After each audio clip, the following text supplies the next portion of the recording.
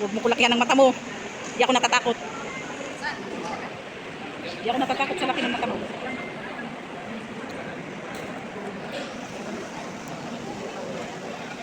Malaki yung mata mo. Malaki na yan.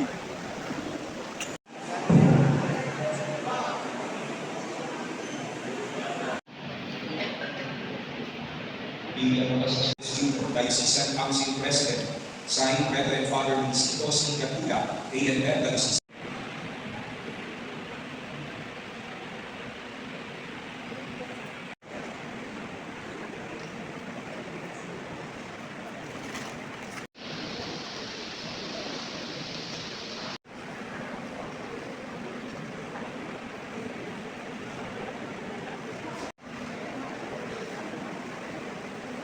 Hindi naging malawakan yung ating pagkakakit, pero alam naman kung ano ay ating araw ng gawain. Sa makikisa sa atin sa term na natong taon. So, nakalaman po ito kung sino ang pangunuhan. Ako po ay nakapag, no? Kita niyo naman po suporta, no? DWG sa section, sana po ay maging halimbawa po pangatmatay at pangalan ng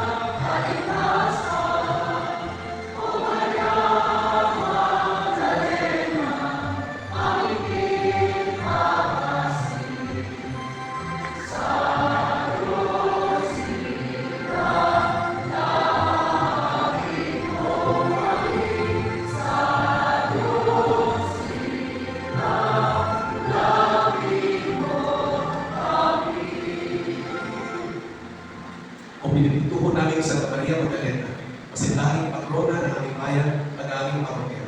Ikaw ang aming kabahay sa pagiging maasahan talaga ng ating Panginoon at puro sa Yesu Cristo. At sa pag-uukol sa Kanya ng pagmamahal at katapatan, itulog mo sa iyo ang ramoni na pagkalihin namin mula sa mga karamdaman ng katawan at ng isipan. At palayain niya mula sa kasalanan at sa kapangyarihan ng kasamaan. Turuan mo kaming bukas palad na magkaloob ng aming sarili para sa kaluluwalhati ng Diyos at para sa kapakanan ng kanyang simbahan. Patuloy mong pagtubayan ang bayan ng Tamadero na noon pa man ay umaasa na sa mabisang panalangin mo. Isusumamo kami, tulog mo sa Panginoon ang aming mga panalangin. Kung ang mga ito ay makatutulong sa paglulan namin at sa kapalanan. Maibig, ipapakita.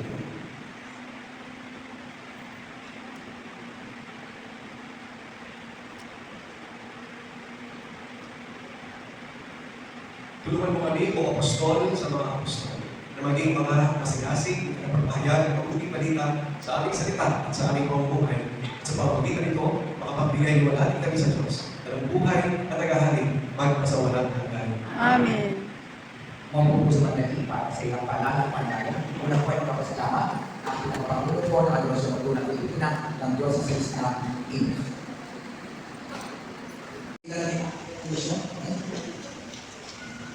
Gatuna, A&M Diocesan Post-Ritual Director.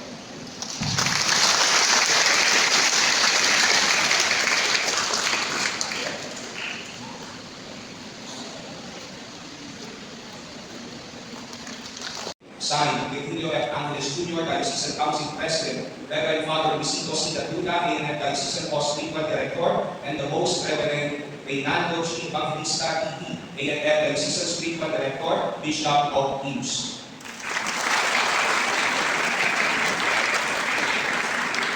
The name award is given to Reverend Father Alan Madero in humble recognition of his unwavering dedication, profound piety, and selfless service in faithfully propagating the life prayer mission of the Adoración Nocturna Filipina. Through his steadfast commitment, he has inspired countless souls to deepen their spiritual journey, embodying the spirit of St. John Vianney, a true shepherd of prayer and devotion. Ito po ay binigay noong 11th day of October in the year of our Lord, 2025, during the solemn celebration on the 105th founding anniversary and convention of the Adoración Nocturna Filipina held at Antipolo City. Signed, Ernesto L. Concepcion, National Council President, Adoración Nocturna Filipina, Reverend Father Adriano O. Stapiador, S.J., National Council Director, Adoración Nocturna Filipina.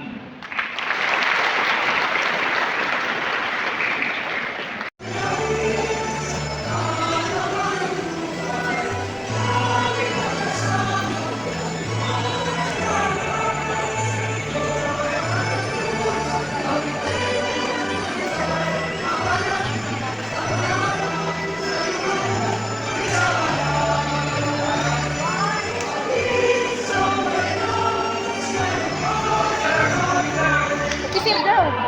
Kisir ng diocese. Kisir. Kisir. Lakad na.